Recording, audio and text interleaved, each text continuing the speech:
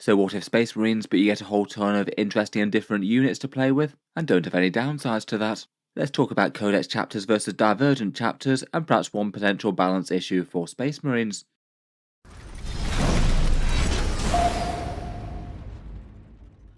Hello and welcome back to Auspex Tactics, where today we're talking Space Marines once more, and today I just wanted to talk about one Space Marine balance issue that seemed like it was on the horizon when we knew the details of the Codex. To talk about the main part of the problem directly, it just seems like the more divergent chapters with their own supplement or indexes, and who operate a bit differently to the standard Space Marine chapters that just operate out of the Codex, do seem to be pretty much flatly superior in 10th edition. The ones that I'm talking about are the Space Wolves, Blood Angels, Dark Angels, Black Templars, and Death Watch. Obviously there's a good bit of power variation between the lot of them. As per the new Codex Space Marines though, Games Workshop did officially reveal that all of these chapters will be able to use basically any of the core rules in that book. Any chapter can use any of the detachments, so you could have Blood Angels Death Company playing in a Firestorm force if you wanted with a bunch of Hand Flamers, or Space Wolf Thunderwolves going in the Stormlance task force.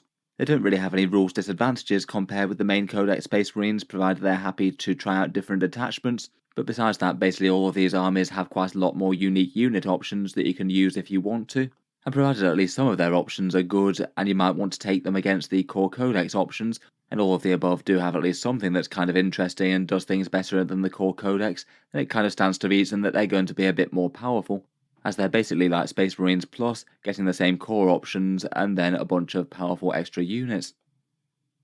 It's kind of interesting to compare the way that they've done things in 9th and 10th edition. In late 8th edition and 9th edition, Games Workshop had the system where there was a core Codex Space Marines, and then all the divergent chapters like Blood Angels and Dark Angels had their supplement books, but they also made them for things like Imperial Fist and Raven Guard, and all the other more Codex compliant chapters as well.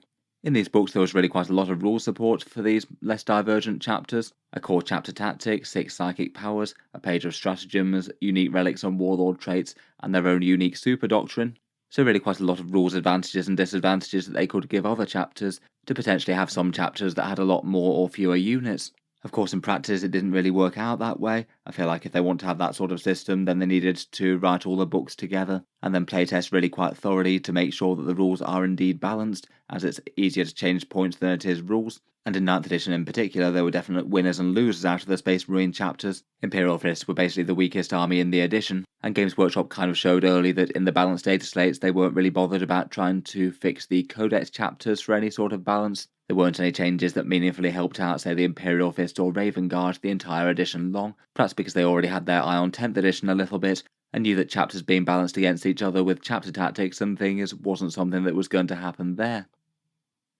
In 10th edition, with its new detachment system, Games Workshop definitely felt like they had options with how to treat their divergent chapters, and one of their biggest army construction questions at the time was how they were going to. I definitely felt at the time, no matter what system they used to realise them with a detachment system, it would feel a bit weird. Their main issue is that they can field most of the things in Codex Space Marines, so have a crazy amount of overlap units there, but then get lots of extra units on top. And how do you balance that out against the Space Marines that don't have those, if you don't have things like chapter tactics and stratagems and things to give them more or less rules?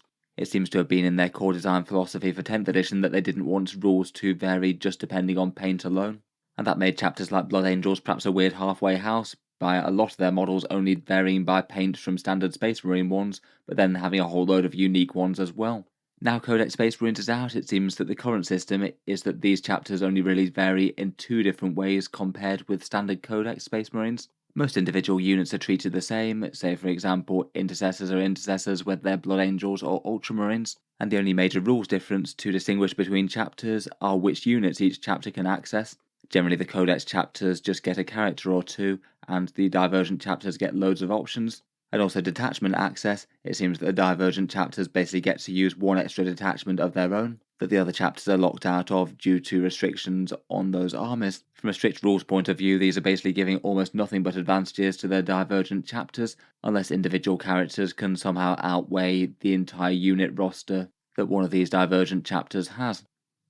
I'd argue that from a pure competitive balance type level, it is kind of impossible to balance chapters purely on units if you've only got one model in one chapter versus an entire roster of units in another, provided the options provided by all those extra units add enough value that you want to take a fair amount of them in your army. Basically, any one character needs to be absolutely amazing for its cost to sway you to take, say, White Scars over Space Wolves, just with the sheer amount of options that you're passing up if you don't. Say, for example, if you commit to the White Scars keyword, you basically get to field Corsaro Khan. He can help out a Blade Guard squad in melee a fair bit now. Whereas if you're giving up the option of playing Space Wolves, for example, you're giving up almost 30 data sheets. Things like Thunderwolves, Wolfen, Logan Grimnar, Bloodclaws, Grey Hunters, and lots more. I feel like any one normal-sized captain character is just not really going to have the amount of power to influence a big game of 40k more than taking numerous of the other choices. Against, say, the current Space Wolves with the units that they're costed, I feel like Corsaro Khan could be ludicrously undercosted, say, have him for 30 points and make him an absolute auto-include. And he could still have a situation where he's not the stronger choice over Space Wolves, just because you add a lot more value to the army as a whole by being able to take lots more of these other units. The other part is the detachments they've got access to. The more Divergent chapters get access to 8, the other Marines to 7 now.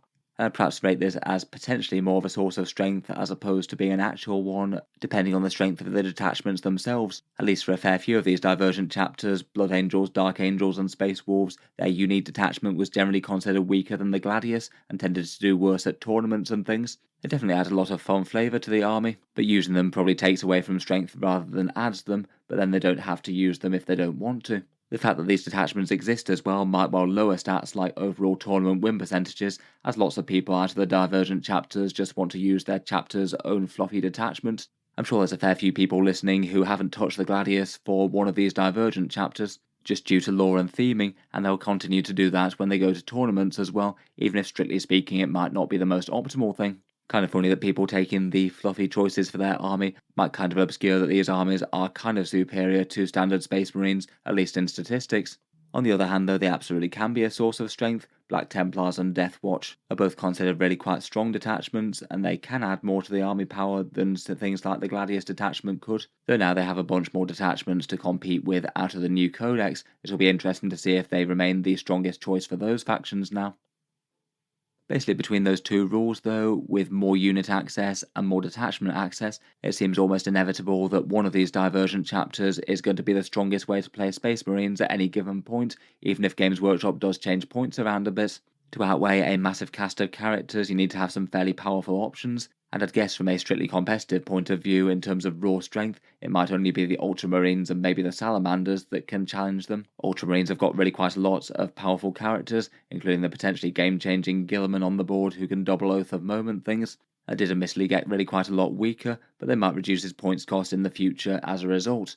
Otherwise, Salamanders might have enough strength to draw players to them. Vulcan Hestarn with his big Melter and Flamer rerolls offer something that a lot of the Divergent chapters can't. Really quite powerful to be able to have a rule that can affect a fair bit of the rest of your army, as well as just being an efficient character full stop. Adrax Agatone was kind of awful before when he couldn't lead anything besides Assault Intercessors.